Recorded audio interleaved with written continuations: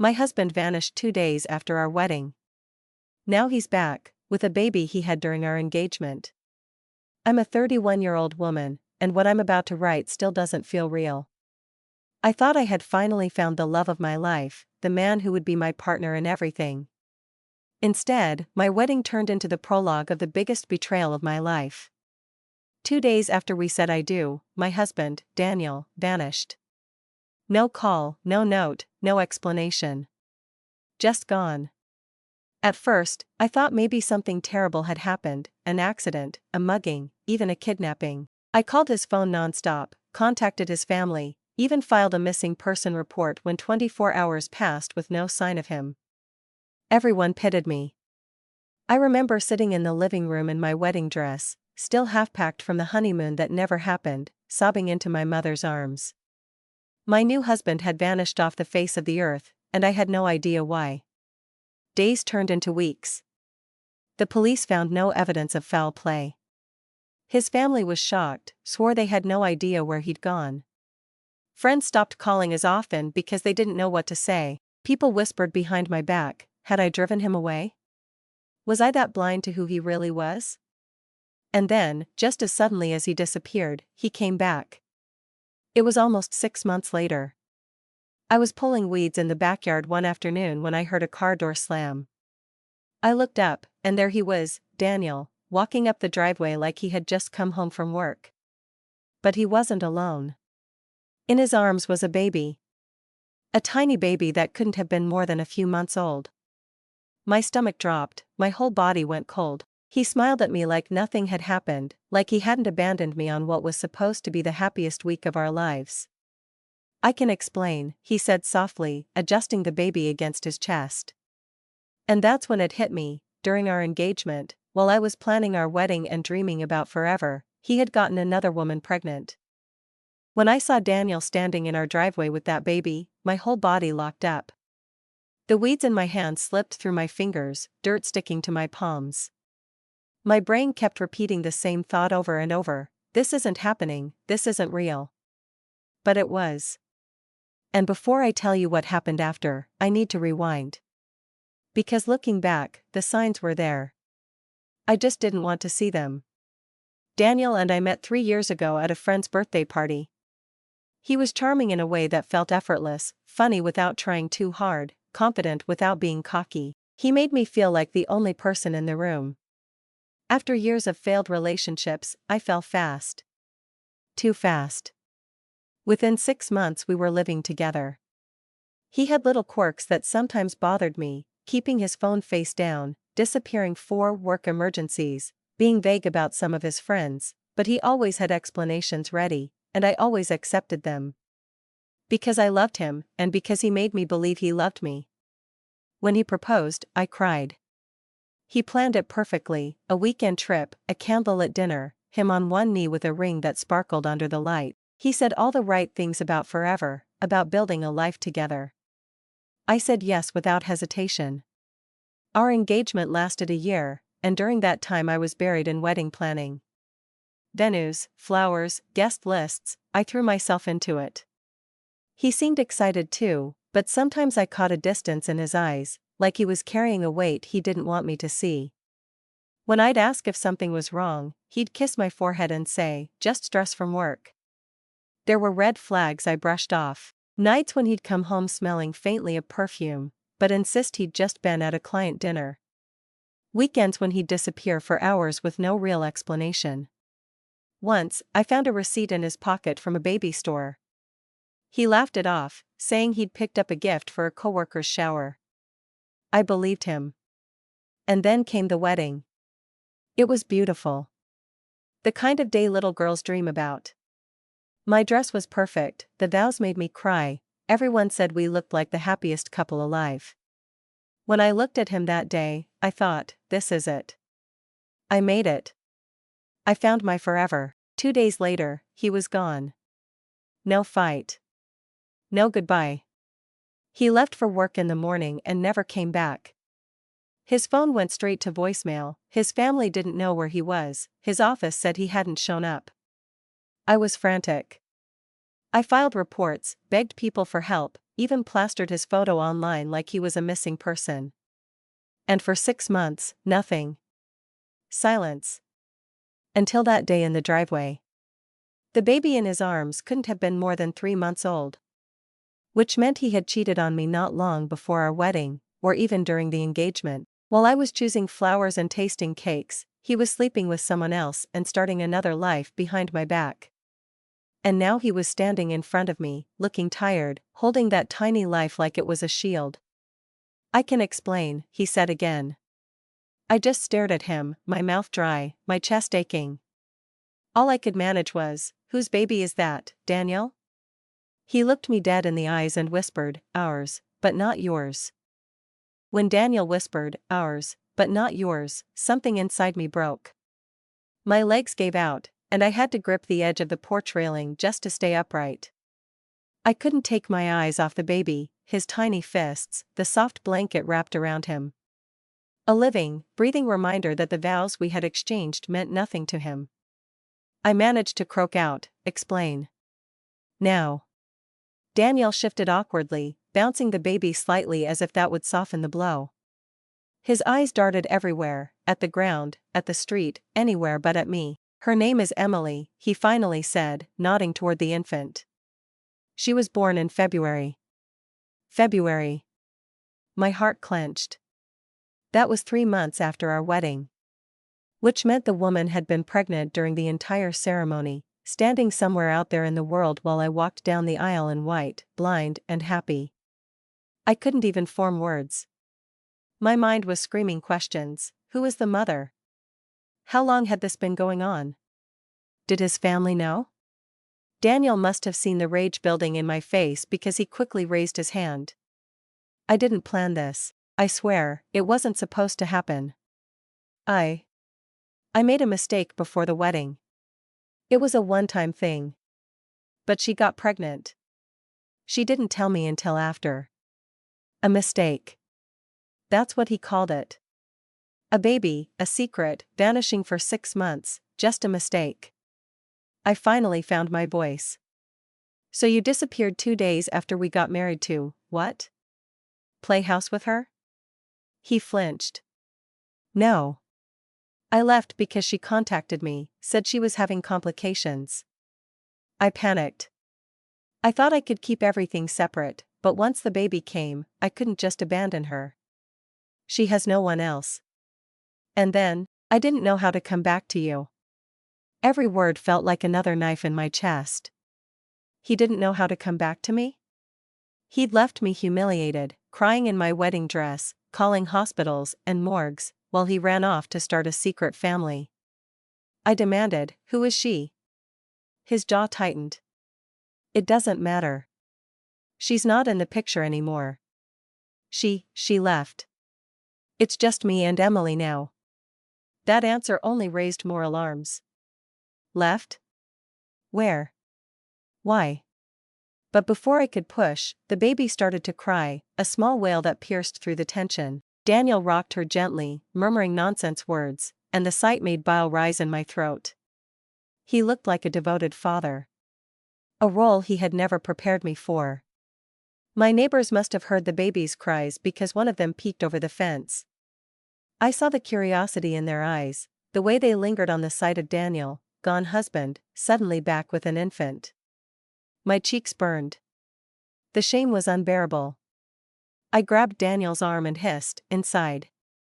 Now." He followed me into the living room, still cradling the baby. I couldn't sit, my body was buzzing with fury and grief. "Do you have any idea what you've done to me?" I snapped. "I thought you were dead, Daniel. I called the police. I called your mother every day. I planned your funeral in my head. And the whole time, you were, what? Changing diapers?" Tears welled in his eyes, but I didn't care. "I know I ruined everything," he whispered. "But please. Emily is innocent. She's my daughter. And now, she's part of us." That word, us, made me want to scream. There was no us anymore. Not after what he'd done. I looked at the baby again. Her tiny features, the way her hand curled around the edge of Daniel's shirt. She hadn't asked for this. She hadn't asked to be born into this mess of lies and betrayal. But she was here. And now Daniel was asking me, the woman he had humiliated and abandoned, to accept her. I felt my voice shake, half rage, half despair. You don't get to disappear and then waltz back in with a child like nothing happened. You destroyed me. You destroyed our marriage before it even started. Daniel didn't move. He just stood there, holding Emily tighter, his eyes pleading. Please, don't give up on us. I want to fix this. I want to be a family. A family, with a child conceived during my engagement. With a man who vanished 2 days after promising forever. And in that moment, I realized I wasn't just deciding whether to forgive him. I was deciding whether to let his betrayal rewrite my entire future. The hours after Daniel showed up with the baby blurred together in a haze of rage and disbelief. He sat on the couch with Emily nestled in his arms like some kind of redemption token, while I paced the living room like a caged animal. Every time I looked at her, my heart twisted, not because of her, but because of what she represented. At some point, my phone buzzed. It was his mother, Margaret. My stomach dropped. Of course. She must have known he was back. She must have known all along. I answered anyway, voice clip. Sweetheart, she said, her tone almost scolding, I'm so glad Daniel finally came home. We need to talk. I couldn't stop myself. You knew, didn't you? You knew he left me after the wedding. You knew about the baby. There was a pause, then a heavy sigh. It wasn't my place to tell you. Daniel had to figure it out himself. That was the moment my blood boiled hotter than it had all day. Not her place? I had cried in her arms for weeks after he vanished, begged her for answers, and she had hugged me while holding on to the biggest secret of all. You let me believe he was missing. You let me file police reports. You let me humiliate myself, I spat into the phone. Margaret's voice hardened. He made a mistake, but Emily is here now. She's part of this family. And if you love Daniel, you'll find a way to accept her too. That line nearly made me drop the phone. Not only had he betrayed me, but now his family expected me to clean up the mess by becoming mother to his affair baby? I hung up without another word. When I turned back, Daniel was watching me, rocking Emily like he hadn't just detonated my life. What did she say? He asked quietly. That your mother is just as much a liar as you are, I snapped. He flinched, but didn't argue. Instead, he launched into another round of half-truths and excuses. I didn't want to hurt you. I thought if I kept it hidden, maybe it would go away. When she told me she was pregnant, I panicked. I didn't know how to tell you. And then, when Emily was born, I couldn't just abandon her. It was like listening to a child explain why he'd stolen candy. Nothing about it touched the reality of what he had done. But something nagged at me. He kept calling the other woman she without ever saying her name. My chest tightened. Who is the mother, Daniel? He froze. For a long time, he didn't answer. Then he muttered, it was someone from work. I narrowed my eyes. Name. Now. His jaw clenched. It doesn't matter. She's gone. She moved away. It's just me and Emily. I didn't believe him. My gut screamed that he was still hiding something. So when he finally fell asleep on the couch with the baby curled against his chest, I did something I never thought I'd do. I went through his bag. At the bottom, under a pile of baby clothes, I found a folder. Inside were custody papers, temporary custody, signed by him and a woman named Rachel. My stomach dropped. Rachel wasn't just some coworker. She was someone I'd met. A woman I remembered from his office holiday party 2 years ago. The one who had laughed too hard at his jokes, who had lingered too close to him while I stood awkwardly at his side. The papers said she had relinquished care due to personal circumstances. No details.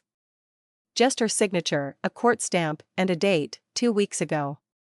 My heart raced. If Rachel had given up custody, where was she now? Why had she left her baby with Daniel, of all people? And why had he lied about her being gone?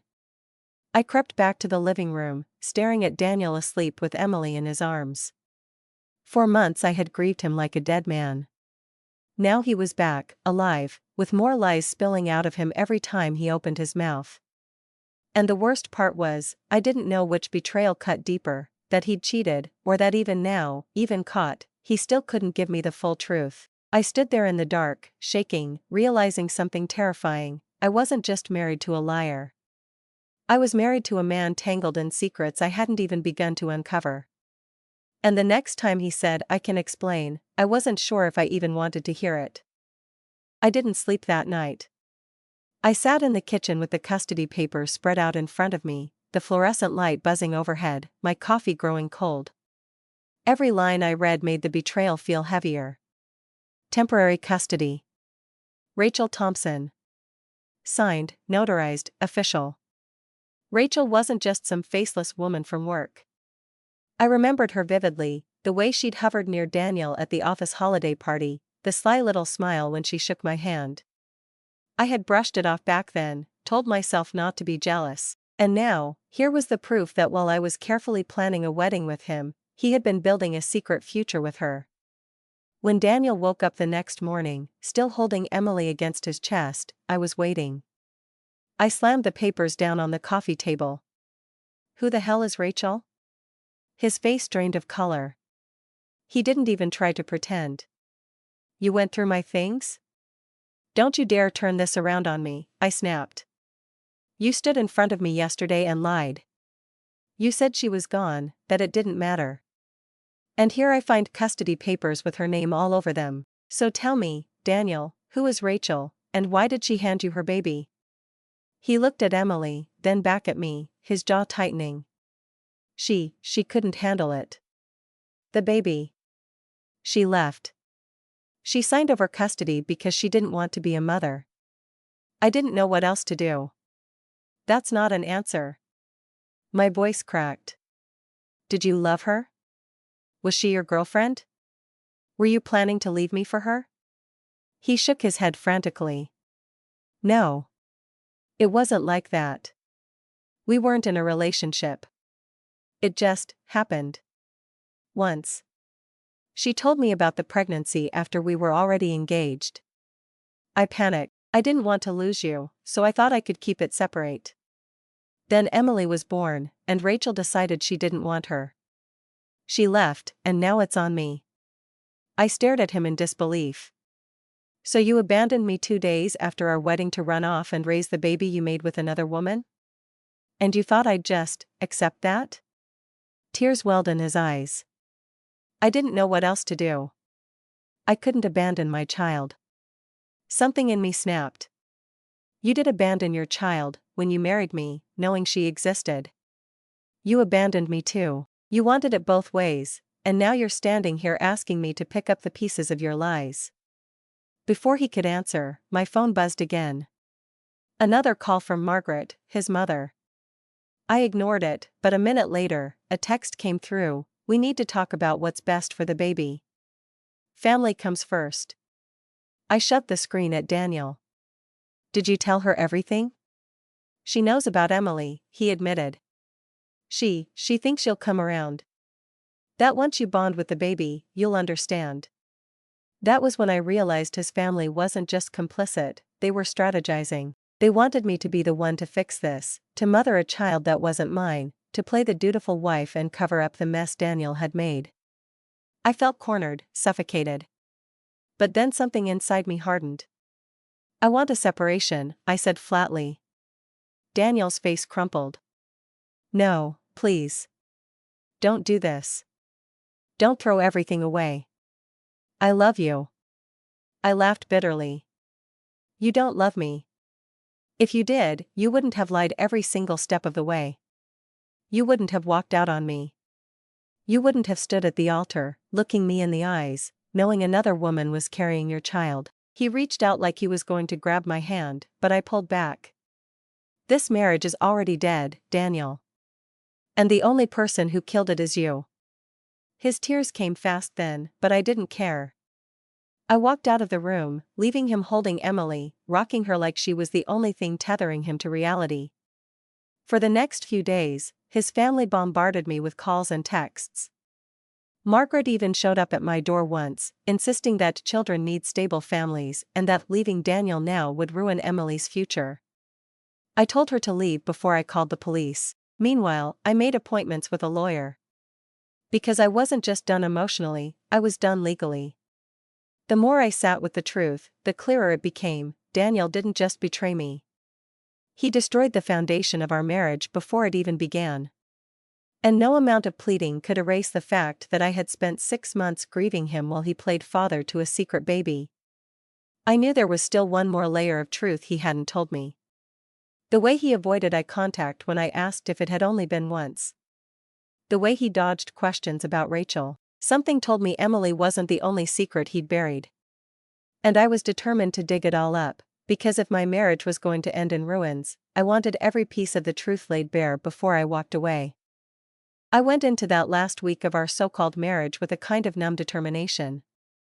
The shock had worn off, the tears had dried, and what was left in me was cold resolve.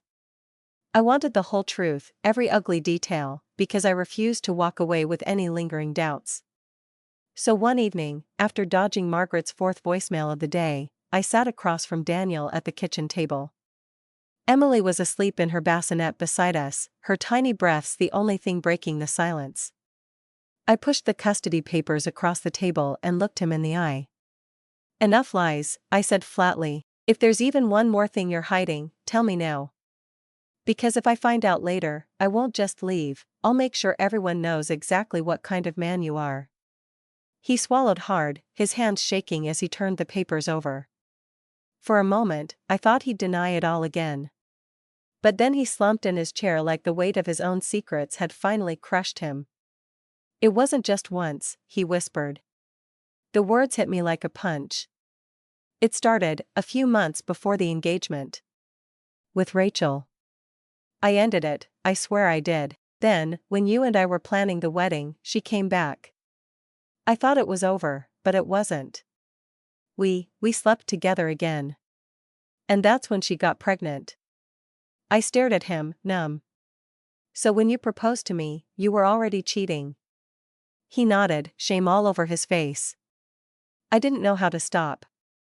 I wanted you. But I couldn't walk away from her either.